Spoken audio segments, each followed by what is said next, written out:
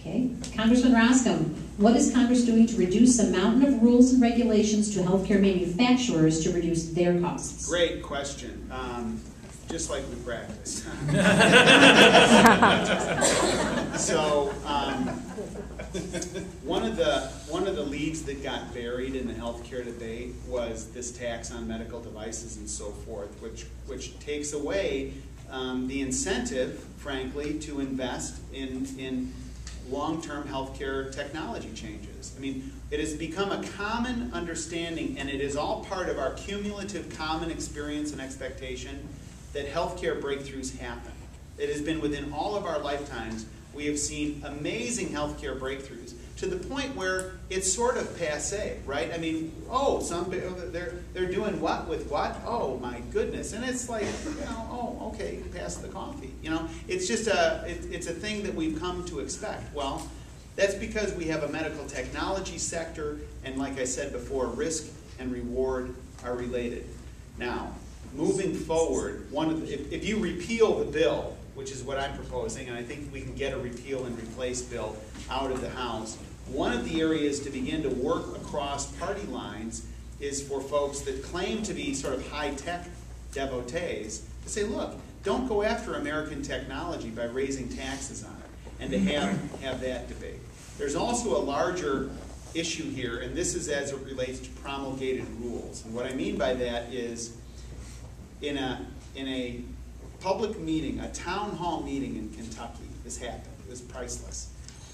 A guy raises his hand and he makes a fabulous suggestion to a member of Congress who's a friend of mine who told me about this. The guy's name is Jeff Davis, and Jeff serves on the Ways and Means Committee with me, just a rock solid guy from Kentucky. And one of his constituents said, Congressman, why is it that a federal agency under our current system, the way this is structured, has the type of power to promulgate a rule and foist a huge impact on the economy, and that's not subject to a vote. It's subject to the rulemaking process, which is difficult, and they publish it in the Federal Register, and they basically wear you down like a bar of soap, and they put it on the economy. So Jeff Davis comes up with this idea, and he said, how about, and this is part of this Pledge to America that we rolled out, and that we intend to do if we're given a majority, and that is to say that a federal agency, if it has a proposed rule that has a $100 million impact on the economy, which clearly anything to do with the medical device world does, if there is a proposed rule, they can't give it the authority of law without it coming back to Congress for a vote. And a vote on that issue and that issue alone. Don't put it on the back of troop funding. Don't put it on the back of grandma's check. Do it on that issue and that issue alone. And here's what's going to happen, I think, if we're able to do that. I think that you will have agencies that begin to edit themselves. And they'll begin to say, you know, in these blue sky meetings when they're sitting around and going, oh, how can we get these people? They're going to say, you can't do that. Congress will never go for that. And it'll have a restraining influence on a lot of nonsense. So I think the magic number is about $100 million impact. You don't want to get into sort of having Congress vote on every, you know, what color pencils are, you know, come on. But you want it to be a system that says if there's a real, if it has a big impact, have the public debate. And if they can pass it, great, then they can pass it. But I bet you 9 chances out of 10 on a lot of the nonsense that we hear coming out of these federal agencies lately, they couldn't even get them in the front door in terms of getting them introduced in the House. I think we got time for one more. One more. Do you expect the Medicare premiums will rise substantially under the new health care bill, and by what percentage? Wow. If I were in the percentage business, we'd be buying lottery tickets and we'd be living a good life. So hard to predict. But I do know this, that there is more pressure on Medicare, on the normal payment systems for Medicare, based on the passage of this law, because $500 billion, as I mentioned, during this 10-year window, is this plain old coming out of it. So what does that mean? That means by definition, the payors into Medicare are going to have a bigger burden. Now, I don't want to leave you on a complete downer. So let me tell you this. First of all, just thanks for the chance to be with you tonight. It's very, very encouraging, and I feel as if what is happening is a stirring in our country right now, an awakening probably like we've not seen Elizabeth and I, a couple weeks ago, we hosted my mother's 80th birthday.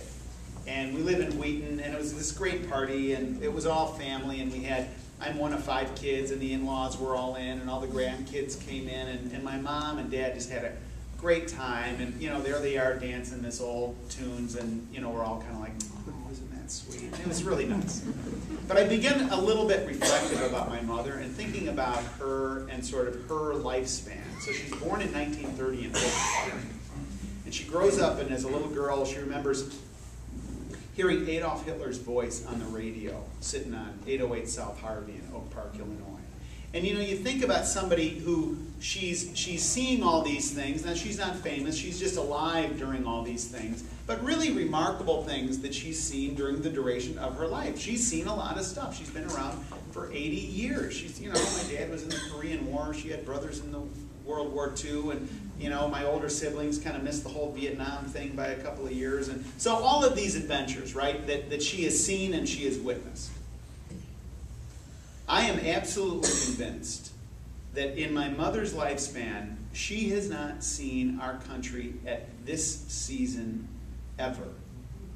Because the national conversation that we're having right now is foundational about who we are as a country.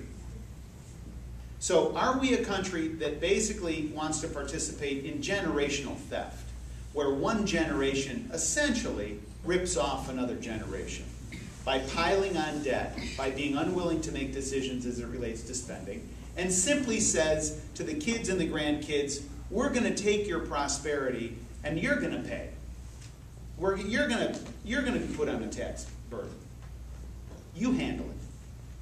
Are we a country that is comfortable with the federal government taking high ownership positions? I'm talking owning automobile manufacturing companies, owning banks, where the President of the United States decides who is and who is not the CEO of a big 3 automaker. Either we deal with that forthrightly, or we give it its blessing, right? We give it its imprimatur. Because if this agenda is met unchallenged, if Nancy Pelosi returns as Speaker of the House of Representatives based on all of this, can you imagine what the next 2 years is like? There's no stopping them. So we're in the season where I think more and more and more people fundamentally understand what's going on. They fundamentally understand the stakes. And they're basically saying, I am going to stand and I am going to be counted. And I am going to show up. And I'm going to make sure that freedom remains the mainstay of America. And that too big to fail is nonsense. That people who make bad decisions, sometimes they have to fail. It's hard. I'm not telling you it's easy. But we ought not to be socializing risk. We ought not to be doing that. Intuitively, we know what we need to do. And I think there's a great opportunity to correct a great error over the past 22 months. And that opportunity is on November 2nd. So for Elizabeth and for me, it's great to be with you tonight. And thanks very much.